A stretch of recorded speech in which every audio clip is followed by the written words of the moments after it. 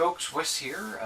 Just gonna quickly try and answer Dan's in Canada's thread number 3. Danny CYZ, I guess it is. Dhancyz, I guess. Anyway, let's get into the thread before I just murder this even more. Question number 1: are you more of a collector or an audiophile? I'm sort of neither. You know, I kind of get into the geekiness of the nuts and bolts and of the hardware and everything, but I don't have any kind of like tube amplifiers or any kind of crazy expensive gear like that. I'm just, I like things to sound good. I try not to buy too much of a, low priced equipment. I try to buy decent equipment, but it's definitely not audiophile stuff.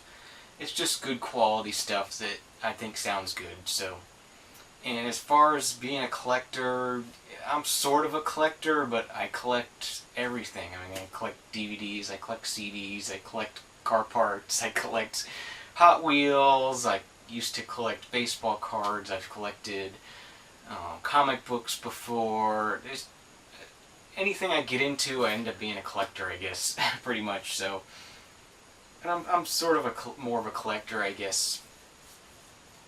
Okay.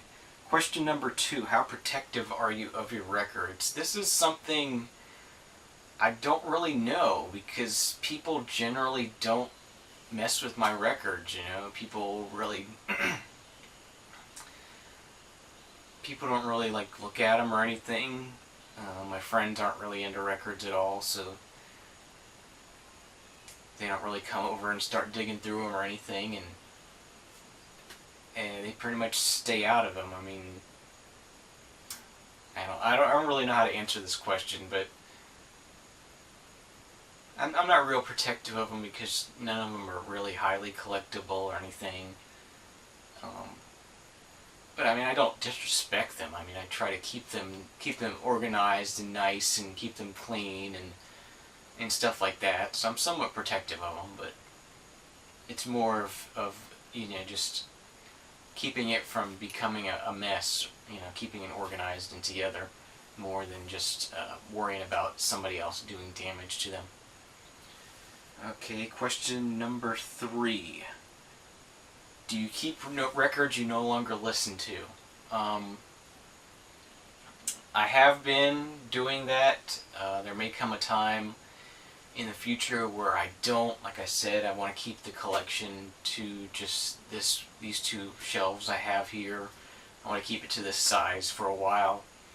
So that's going to mean if I want to bring in more new stuff, that I'm going to have to sort of clear out some of the stuff I have that maybe I don't listen to.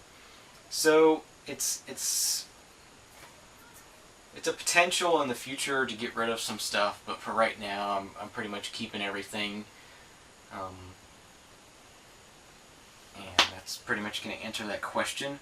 Okay, question number 4: 5 favorite 7-inches. Well, I am not at all into 7 inches.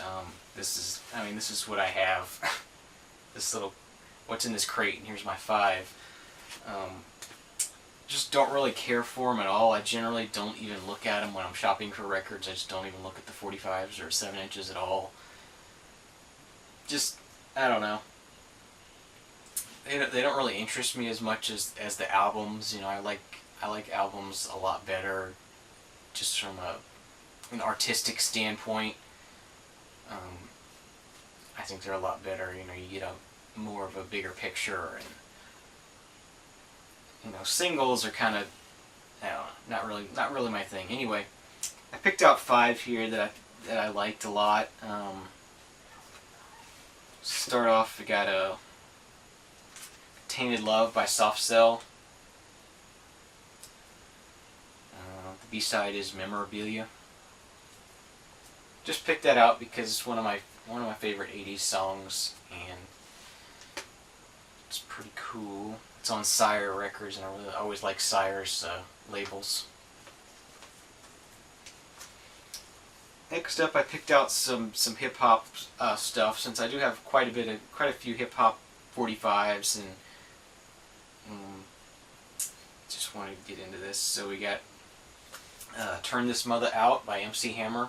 This is off his first album, Let's Get It Started. The album, this album wasn't that popular. He didn't, he really hit it big on his second album when he did You Can't Touch This.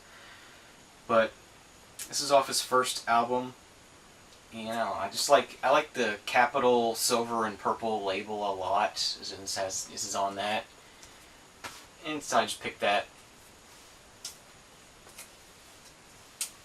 And next up we got DJ Jazzy Jeff and the Fresh Prince, A Nightmare on My Street. Just a song I listened to over and over and over again when it first was released. I was 11 years old, and I was sort of right at that preteen age where this kind of song was really right up my alley and something I was into, and played it a lot, so chose that one. And this last of the hip hop ones I chose, this is a white label promo for Too Short's Life Is Too Short. Just cool. I don't know if this has any value to it or not, but some of his earlier stuff, and pretty cool that it's a white label promo.